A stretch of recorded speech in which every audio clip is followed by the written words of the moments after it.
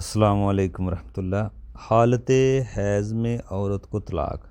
دیکھیں حیض کی حالت میں جو ممنوع کام ہے وہ کون کون سے ہیں؟ 5 ہم نے دیکھے ہیں۔ یہ 5واں جو نمبر ہے، پہلے نمبر پہ ہم نے دیکھا ہے نماز، روزہ اور جنابت اور طواف۔ یہ حیض کی حالت میں عورت نہیں کرے گی۔ اسی طرح باقی 5واں جو نمبر ہے وہ طلاق۔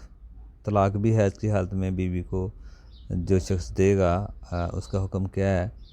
دیکھیں اگر کوئی جیسے نبی علیہ السلام نے فرمایا جب اپنی بیوی کو طلاق دو تو عدت میں طلاق دو۔ تو عدت سے کیا مراد ہے؟ جب بیوی حیض سے پاک ہو، حیض میں ہے، غسل کر کے پاک ہو، وہاں سے آپ اس کو طلاق دو، یا حمل میں دو، حمل میں بھی طلاق ہو جاتی ہے۔ باقی اگر کوئی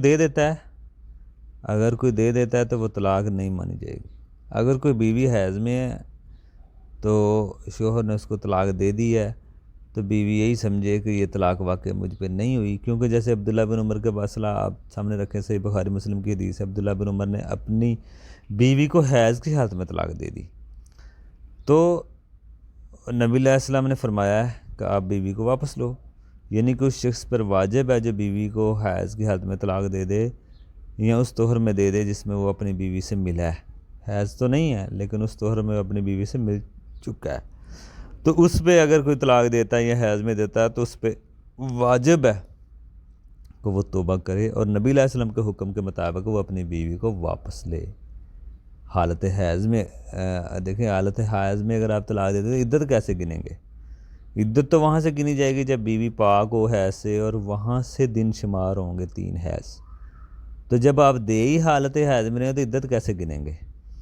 تو اس لیے نبی علیہ السلام کے حکم کے مطابق اگر وہ آج حیض کی حالت میں طلاق دیتا ہے، اختلافی مسئلہ ہے، بعض مانتے ہیں اہل علم، لیکن صحیح حدیث یہی اسی طرف جا رہی ہے کہ جب نبی علیہ السلام کے پاس ایسے مسئلہ آیا کہ کسی نے حیض کی حالت میں طلاق دی تو نبی علیہ السلام تو نہیں مانی، اس کو کہا بیوی کو واپس لو۔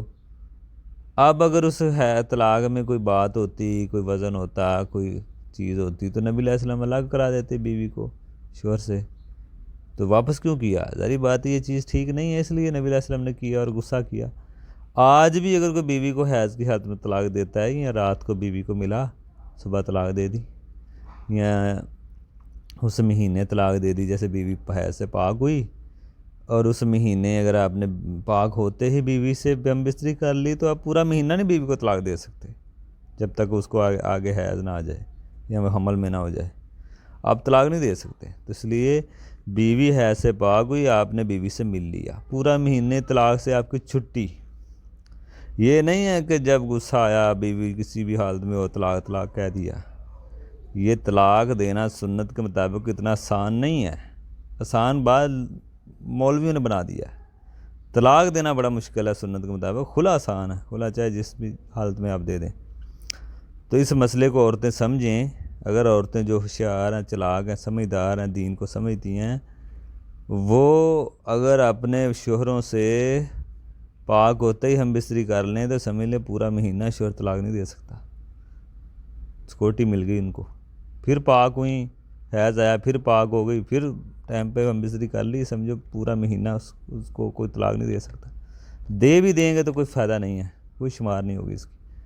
سعودی علماء اسی طرف ہی گئے ہیں، امام ابن تیمیہ، شیخ ابن باز، وہ حیض کی حالت میں طلاق دی کو نہیں مانتے، اور حدیثیں بھی اسی طرف ہیں، چاہے اختلافی مسئلہ ہے، بعض اہل علم مانتے ہیں برحال۔ تو اس لیے دینی نہیں چاہیے، اس میں تو سارے متفق ہیں، حرام ہے طلاق دینا حیض کی حالت میں۔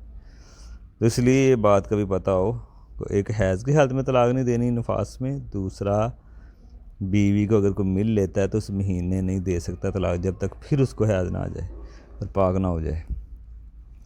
اسی طرح اگر لڑکی کا نکاح ہوا، ہم بستری نہیں ہوئی، طلاق ہو گئی، تو اس کی کوئی عدت نہیں ہے، حاکم ارادہ دینا پڑے گا شوہر کو، مکمل بھی دے سکتا ہے لیکن یہ آدھے کا مسئلہ ہے۔ اسی طرح آگے ہم دیکھیں گے عورت کو ہم بستری کے بعد طلاق دے دی تو اس کا کیا حکم